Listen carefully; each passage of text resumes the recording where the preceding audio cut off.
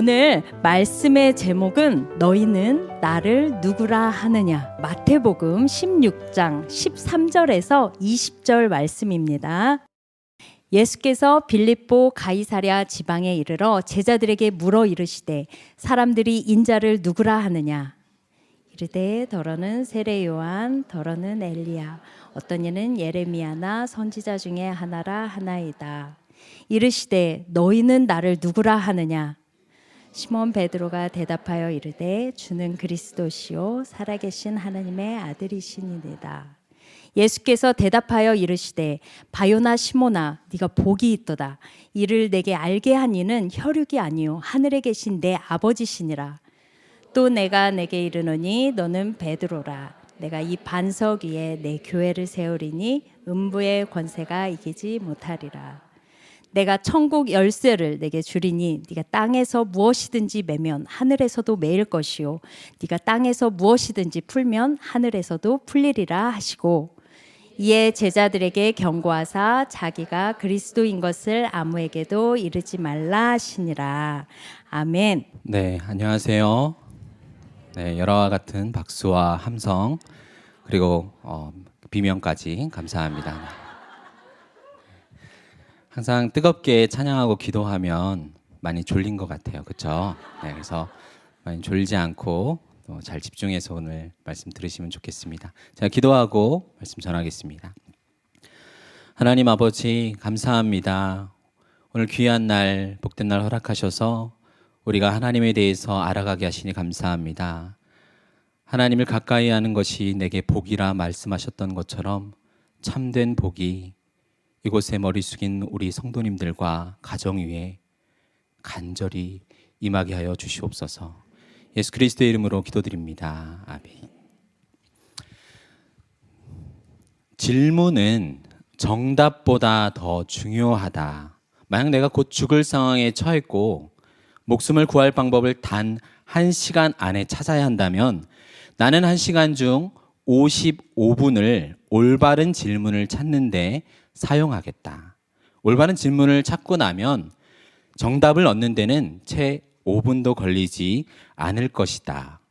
이렇게 아인슈타인이 말했습니다. 좋은 질문은 좋은 답으로 이어질 수 있습니다. 그러나 사실 정작 유대인으로 태어났던 아인슈타인은 과학을 연구하면서 실제로는 하나님을 믿지 않았고 심판과 지옥도 믿지 않았습니다. 이것을 보면 우리가 좋은 질문을 던진다고 해서 진리를 꼭 알게 되는 것은 아닙니다. 사진 하나 우리 화면을 통해서 볼까요? 많은 분들이 이 사진에 있는 동상을 만든 사람과 제목을 아실 텐데요.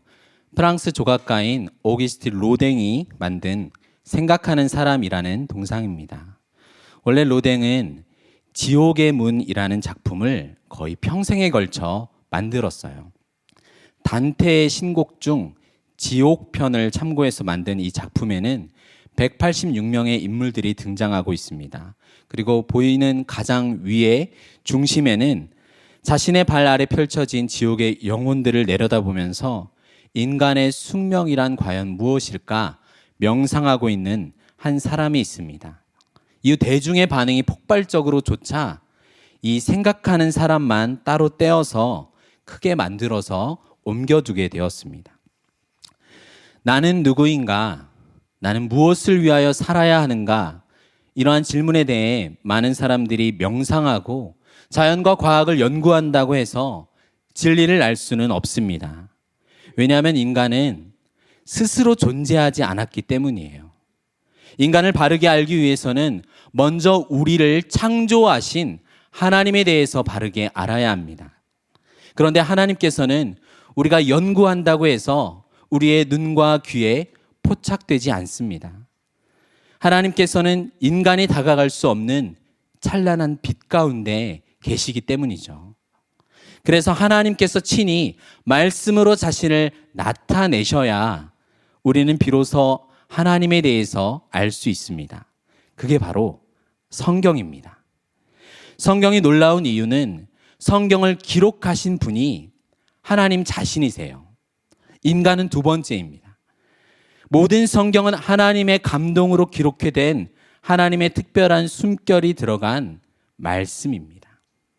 그렇다고 성경은 천국에 과연 라면이 있는지, 하루에 운동은 내가 얼마만큼 하는 게 좋은지, 이런 우리의 궁금증을 다 풀어주지는 않습니다. 성경은 우리가 알아야 할 하나님에 대해서, 하나님께서 자신을 대해서 나타내시는 책입니다. 그래서 우리의 질문보다도 더 중요한 것은 사실 하나님께서 우리에게 하시는 질문입니다. 하나님의 질문에 우리가 답을 할 때 우리는 하나님에 대해서 알고, 이어서 그 하나님과의 관계에 있어서 우리가 누구인지를 알며 이제 무엇을 위해 우리가 살아야 하는지를 알 수 있습니다. 여러분, 하나님께서 사람에게 하신 첫 번째 질문이 무엇이었나요? 아담을 부르시며 내가 어디 있느냐라고 물으셨어요. 죄를 짓고 동산나무의 사이에 숨어 하나님의 얼굴을 피한 아담에게 물으셨습니다. 이는 먼저는 아담에게, 그리고 아담 안에서 태어나는 모든 인류에게 던지시는 하나님의 질문입니다. 우리 오늘 본문 13절과 14절을 함께 읽겠습니다. 예수께서 빌립보 가이사랴 지방에 이르러 제자들에게 물어 이르시되 사람들이 인자를 누구라 하느냐? 이르되 더러는 세례 요한, 더러는 엘리야, 어떤 이는 예레미야나 선지자 중에 하나라 하나이다. 그리고 오늘 본문에서 하나님이신 예수님께서 물으셨습니다. 사람들이 인자를 누구라 하느냐? 이 예수님의 질문에 대해 사람들이 이제 예수님을 생각할 때 더러는 세례 요한, 더러는 엘리야, 어떤 이는 예레미야나 선지자 중에 하나라 생각한다고 제자들이 답변했습니다.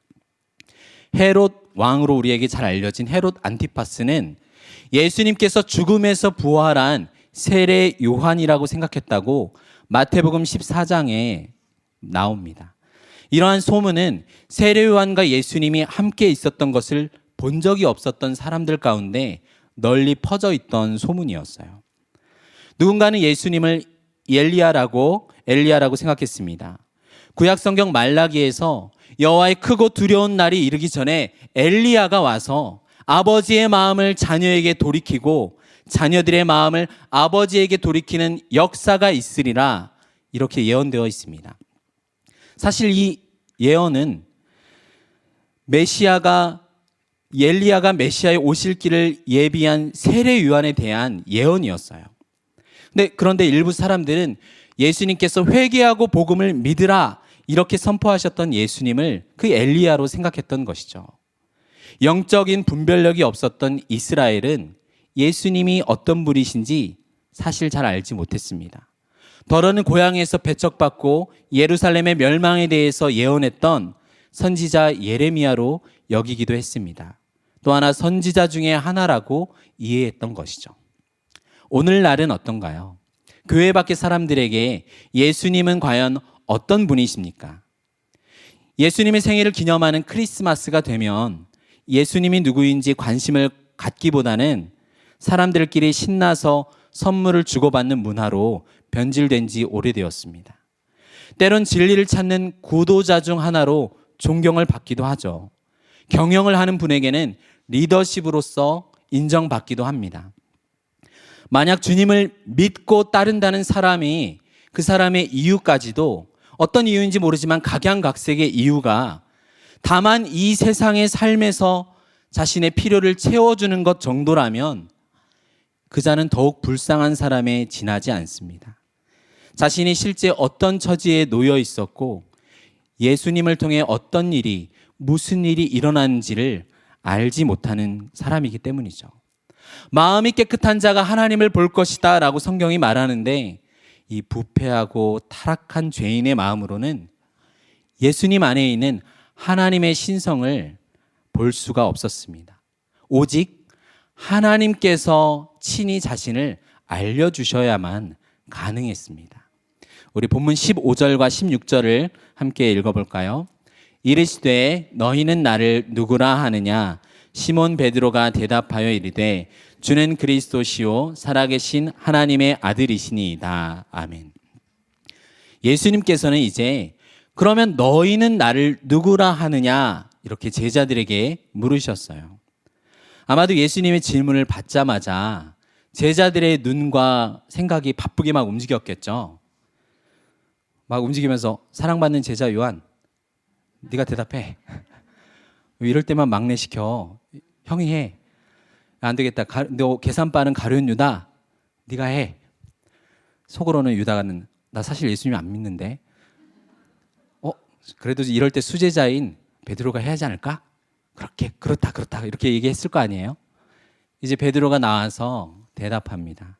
주는 그리스도시요 살아계신 하나님의 아들이시니이다.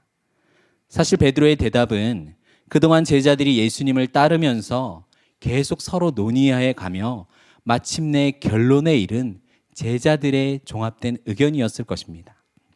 예수님께서는 이 베드로의 답변을 정말 만족해 하셨어요. 17절을 같이 읽어보도록 하겠습니다. 예수께서 대답하여 이르시되 바요나 시몬아 내가 복이 있도다. 이를 내게 알게 한 이는 혈육이 아니요 하늘에 계신 내 아버지시니라. 아멘. 굉장한 답변이 지금 베드로의 입에서 나오자 예수님께서는 바요나 시몬아 내가 복이 있도다 라고 하셨어요. 그리고는 이를 내게 알게 하신 이는 사람이 아니라 하늘에 계신 내 아버지시니라고 하셨습니다. 이거 네게서 나온 거 아니야 라는 거죠. 베드로가 조금 전에 예수님을 향해서는 하나님의 아들이십니다 라고 고백했어요. 그런데 예수님께서는 지금 베드로에게 너는 바요나 요나의 아들 사람이다 라고 했습니다. 예수님은 하나님의 아들이고 베드로는 너는 혈과 육에 속한 사람이라는 것입니다. 요한복음 1장에 보면 예수님께서 베드로를 처음 만나셨을 때 내가 요한의 아들 시몬이라 말씀하셨습니다. 그러면 요나의 아들이 아니라 요한의 아들이잖아요. 그래서 바요나는 바요하나의 줄임말이라고 많은 학자들은 해석합니다. 그런데 저는 요한이 아닌 요나의 아들이라고 말씀하셨다고 해도 괜찮을 것 같습니다. 왜냐하면 오늘 본문이 위치한 마태복음 16장 서두에 표적을 구하는 바리새인과 사두개인들에게 예수님께서는 요나의 표적 밖에는 내가 보여줄 표적이 없다라고 하면서 요나의 이름을 이미 한 번 언급하셨습니다. 여러분, 요나는 어떤 선지자였죠? 심판에 처한 이방 니느웨에 하나님의 뜻을 증거할 사명을 거부하다가 바다에 빠져서 물고기 뱃속에서 사흘을 보내며 회개했고 우여곡절 끝에 니느웨에 가서 복음을 단 하루 전한 연약한 선지자입니다. 수많은 사람들이 회개하고 구원받는 이 위대한 사명보다는 자기 목숨을 위해서 하룻밤에 났다가 하룻밤에 말라버린 박넝쿨이 사라졌을 때 하나님께 대들었다가 책망받는 사람이었어요. 베드로의 사명은 무엇이죠? 심판에 놓인 예루살렘과 이방에 하나님의 뜻을 전할 사도입니다.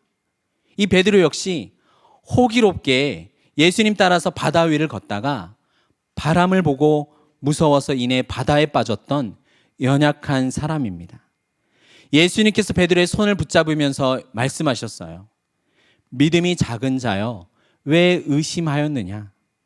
베드로는 방금 주는 그리스도시요 살아계신 하나님의 아들이시니다 라고 놀라운 고백을 했지만 조금 이제 잠시 후에만 가도 예수님의 십자가에 대한 이야기를 듣자마자 예수님 붙들고 예수님께 반대합니다.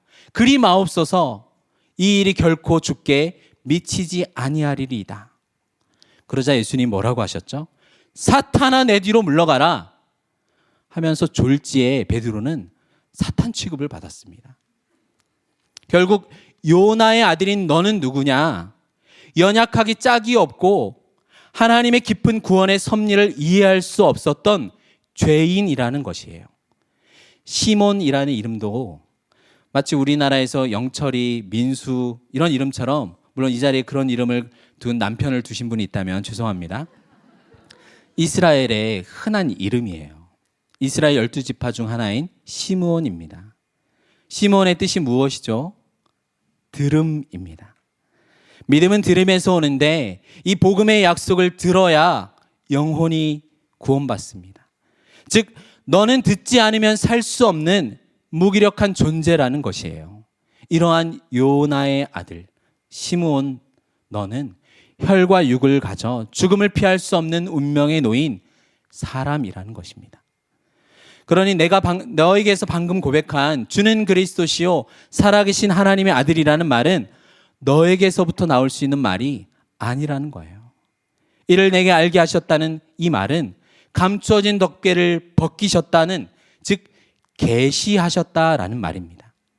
누가 베드로에게 계시하셨을까요? 바로 하늘에 계신 아버지이십니다. 바로 하나님께서 알려주셨어요. 사람에게서 나온 것이 아니에요. 그런데 사람의 아들에 불과한 시몬 베드로에게 예수님을 그리스도시요 하나님의 아들로 알아보게 하시고 그와 함께하고 있는 영광을 허락하셨습니다. 얼마나 놀라운 일인가요?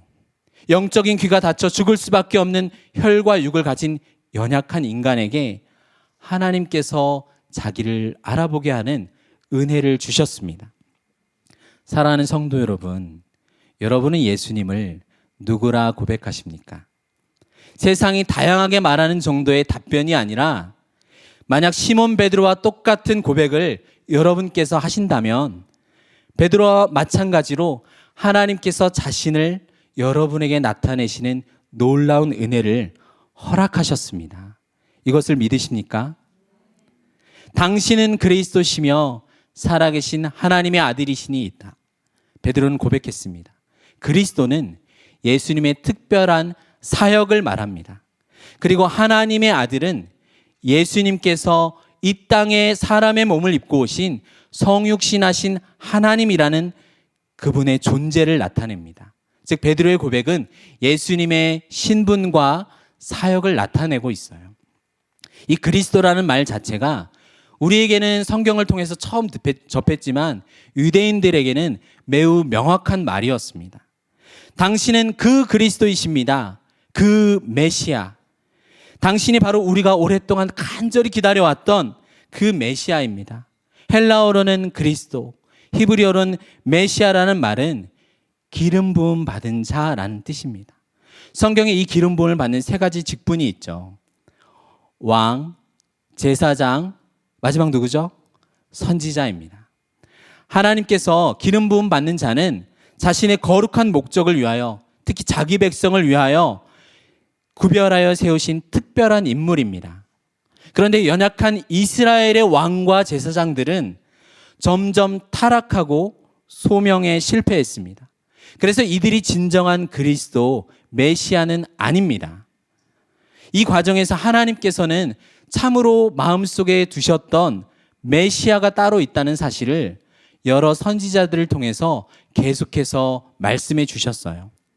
그래서 범죄한 이스라엘은 나중에 심판을 받겠지만 이후에 진정한 메시아가 와서 이들을 구원하실 것이라 예언했습니다. 이 메시아는 하나님 자신이시면서 하나님의 아들이라고 구약 성경에서 약속했어요. 하나님의 아들은 누구입니까? 우리가 사람이잖아요. 사람이 사람을 낳습니다. 동물은 동물을 낳죠. 하나님이 낳은 분은 하나님이신 거예요. 그래서 베드로의 고백이 무엇입니까? 이스라엘 역사상 수없이 등장하였지만 실패하였던 기타 다른 메시아들은 사람 이상일 수는 없었어요. 그러나 지금 내 앞에 계신 당신은 하나님의 아들이신 성자께서 참 사람이 되사 자기 백성을 죄와 죽음에서 구원하도록 아버지로부터 보냄을 받으신 유일한 완전한 메시아이심을 고백하고 있는 거예요. 누가복음 1장 32절 33절을 읽어볼까요? 누가복음 1장 32절 33절입니다. 시작. 그가 큰 자가 되고 지극히 높으신 이의 아들이라 일컬어질 것이요 주 하나님께서 그 조상 다윗의 왕위를 그에게 주시리니 영원히 야곱의 집을 왕으로 다스리실 것이며 그 나라가 무궁하리라. 아멘. 이 세상의 모든 지도자들은 연약합니다. 도덕적, 윤리적으로도 그렇고요. 인격적으로, 영적으로, 육체적으로도 다 흠이 있습니다. 그래서 완벽한 사람은 단 한 사람도 없어요. 그래서 사람은 신뢰의 대상이 아니라 사랑할 대상입니다. 그러나 예수님은 인류가 경험하지 못했던, 인류가 잃어버렸던 참 왕이십니다. 하나님과 사람 앞에서 흠이 전혀 없으신 의로우신 분이에요. 세상의 왕은 사람들 위해 군림하고 오히려 사람들로부터 섬김을 받지만 예수님께서는 죄와 죽음의 권세에서 우리를 건져내시기 위해 이 땅에 우리를 위해 섬기러 오신 왕이십니다. 세상에서 가장 높으신 주께서 우리를 높이기 위해서 낮아지셨고 가장 강하신 분이 우리를 강하게 하시려고 압제를 당하셨습니다. 지극히 높은 분께서 지극히 낮은 곳으로 종이 되어 자신을 낮추신 겸손의 왕이십니다. 우리 시편 110편 1절과 2절을 한번 읽어볼까요? 여호와께서 내 주에게 말씀하시기를 내가 내 원수들로 내 발판이 되게 하기까지 너는 내 오른편에 앉아 있으라 하셨도다. 여호와께서 시온에서부터 주의 권능의 귤을 내보내시리니 주는 원수들 중에 다스리소서. 다윗은 여호와의 오른편에 앉으신 내 주께서, 또 다른 분이 있는 거죠. 여호와의 오른편에 앉아 계신 내 주께서 원수들을 물리치실 왕이라고 놀라운 고백을 했습니다. 그런데 이어서 다윗은 또 하나의 인간이 이해할 수 없는 새로운 고백을 또 이어서 합니다. 같은 110편 4절을 한번 읽어보겠습니다. 여호와는 맹세하고 변하지 아니하시리라. 이르시기를 너는 멜기세덱의 서열을 따라 영원한 제사장이라 하셨도다.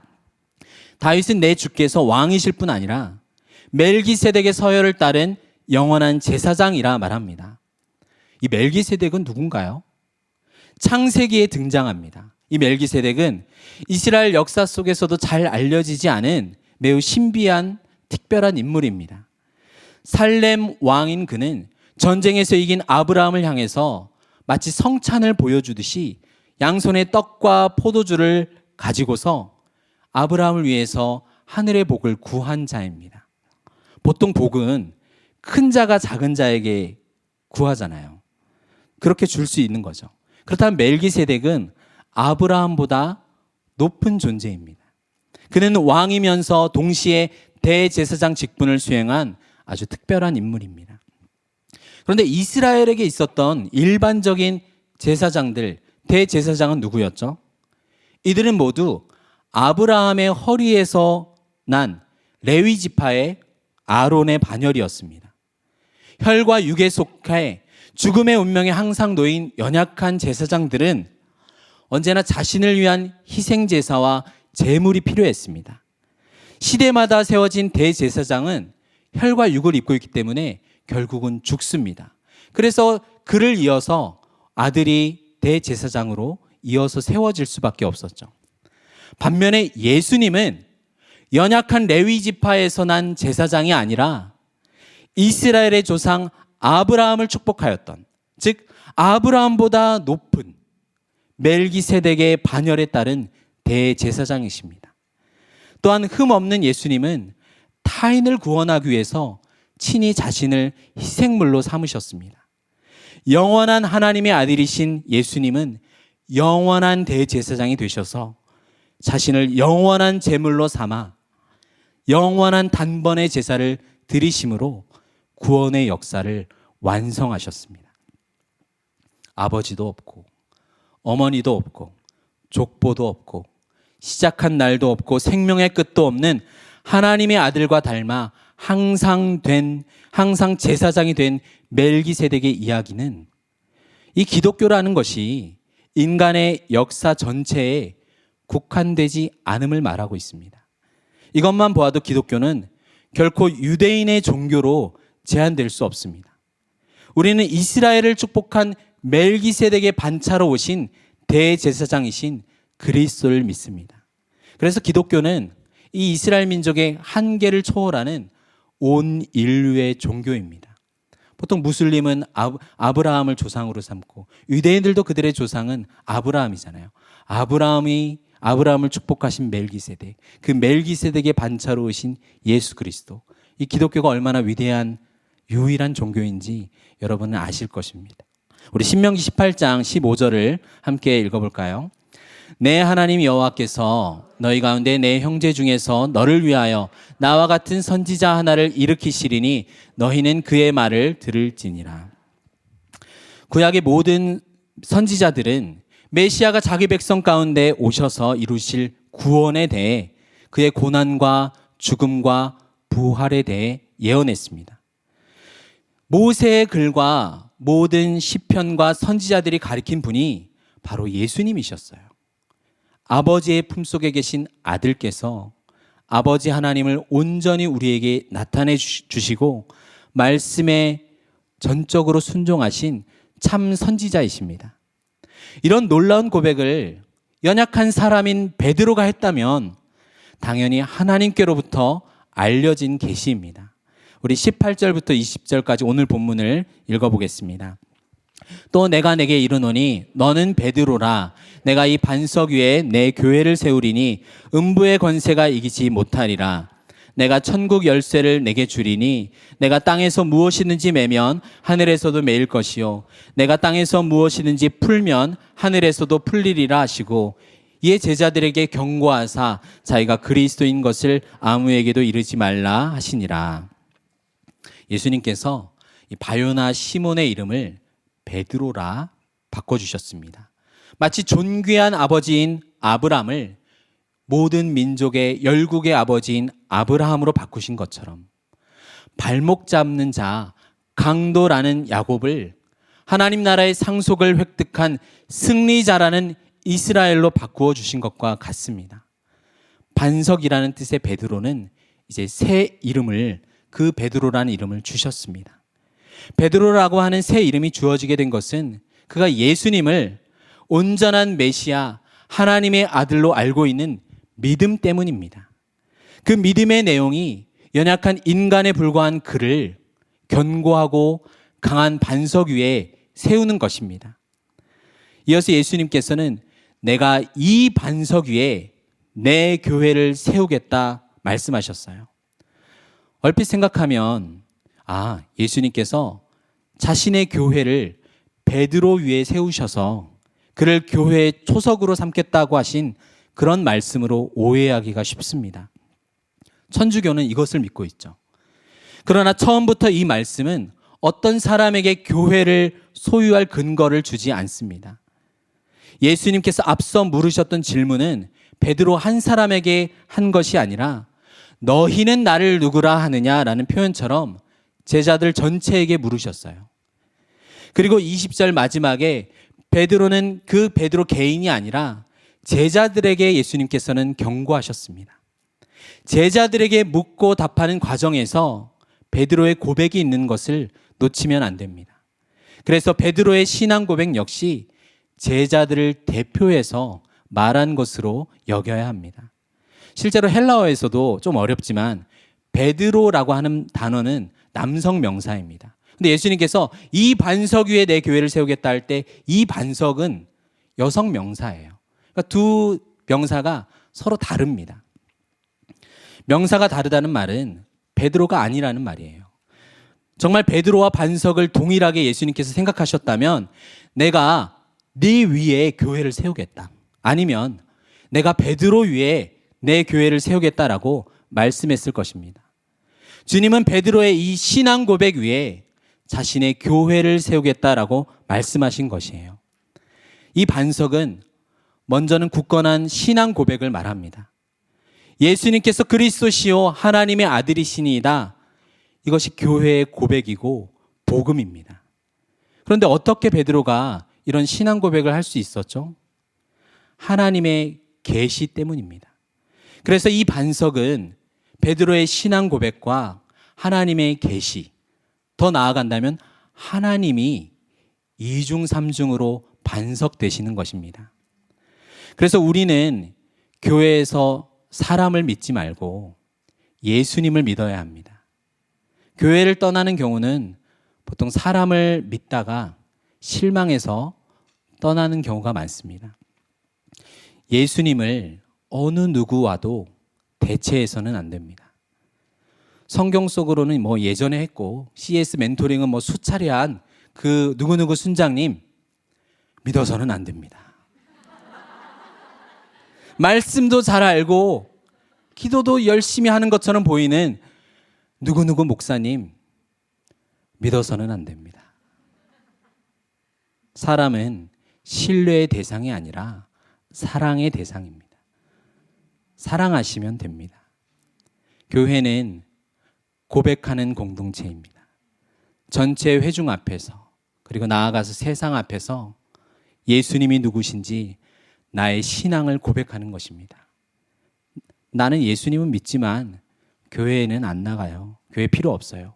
라고 말하는 무교회주의자들이나 교회는 안 나가요 하는 가난한 성도들은 하나님께서 교회에게 신앙을 고백하고 은혜의 방편으로 주신 세례와 성찬 못합니다.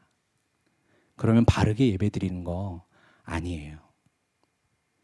또한 예수님은 성육하신 하나님 메시아입니다 라고 고백하는 순간 교회는 세상의 모든 세계관들, 거짓 우상들과 전투하게 됩니다. 스스로 하나님의 자리에 오르려는 무신자들과 싸우고 신은 여럿이라는 다신론과도 싸웁니다. 자연 자체가 신이라는 범신론과도 대적하고 모든 것은 우연히 이루어졌다는 우연론도 대적합니다. 오직 교회는 진리를 가지고 고백할 때 죄와 사망에 여전히 붙들려 있는 세상 속에서 하나님의 은혜로 회심하는 자들에게 하나님 나라의 문을 열어주는 권세가 있습니다. 여러분의 정체성은 무엇인가요? 진리를 고백하십시오. 가정과 직장과 모든 관계에서 예수 그리스도를 전하십시오. 우리의 입술과 우리의 삶으로 전해야 합니다. 왕과 제사장과 선지자이신 그리스도의 삼중직을 교회는 회복돼야 됩니다. 우리에게 맡겨진 이들을 다스리지만 세상 권력으로 찍어 눌러서 주장하는 게 아니라 본을 보이고 섬김의 모습을 보이는 종의 모습으로 우리는 그들을 다스려야 합니다. 만나는 모든 사람들이 예수 그리스도를 통해서 죄 사함을 받고 하나님께 나아갈 수 있도록 안내해야 합니다. 내 가정과 친구, 이 세상의 추악한 죄를 너네는 나빴다라고 하는 게 아니라 그들의 모든 죄를 나의 죄로 여기고 하나님 앞에 엎드려 통회하고 자복하는 자들이 교회입니다. 단순한 지식을 전하는 것으로 그치지 않고 나의 인격과 삶이 하나님의 모든 뜻에 순종함으로 하나님의 뜻을 전달하는 통로가 되어야 합니다. 우리가 예수님을 고백하고 이 사명을 다한다면 여러분의 인생, 여러분의 가정, 내 남편과 내 자녀 걱정하지 마십시오. 우리가 예수님을 고백한다면 주님께서 교회인 여러분을 내 교회, 나의 소유라 말씀하십니다. 사망을 삼키고 승리하신 예수님께서 여러분을 사랑하십니다. 사랑하는 성도 여러분, 하나님 아버지께서 여러분에게 주는 그리스도시요 살아계신 하나님의 아들이시라는 사실을 계시하셨습니다. 저와 여러분은 복이 있습니다. 기도하겠습니다. 하나님 아버지, 우리에게 복을 주셔서 주님을 그리스도시요 살아계신 하나님의 아들이라 고백하게 하시니 감사합니다. 이것은 우리의 명상과 연구와 과학과 지성과 노력으로 알아간 것이 아니라 들을 수 없었고 볼 수 없었던 인간에 불과한 죄인에게 하나님께서 친히 알려주신 성령의 역사임을 고백합니다. 하나님 아버지, 이 놀라운 역사가 우리 가정 가운데, 내가 사랑하는 사람들에게, 이 세상 가운데 부어지게 하여 주시옵소서. 감사함 예수님의 이름으로 기도드립니다. 아멘.